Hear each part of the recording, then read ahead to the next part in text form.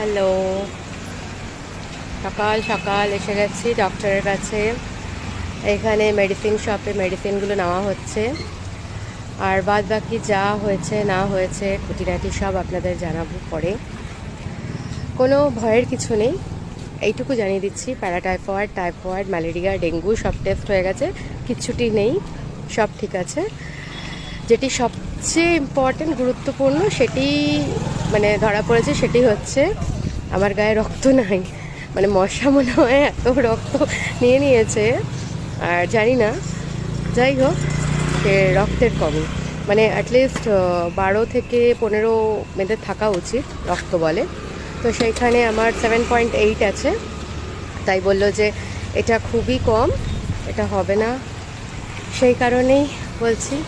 আর তার জন্যেই যত মানে আর ইএসআর লেভেলটা বললো যে রক্ত যেহেতু কম, ইএসআর লেভেলটাও বাড়তে থাকে, তাহলে যে কোনো ইনফেকশন ধরতে পারে।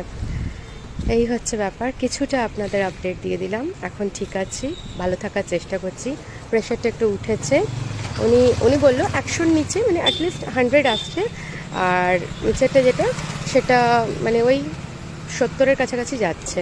ম্যানুয়ালি দেখছিলেন তো, কালকে যেরকম ঘরে দেখেছিলাম 101 বাই মানে 68, কখনো 70 এমনি দেখছি, তো এমনিই ধরুন।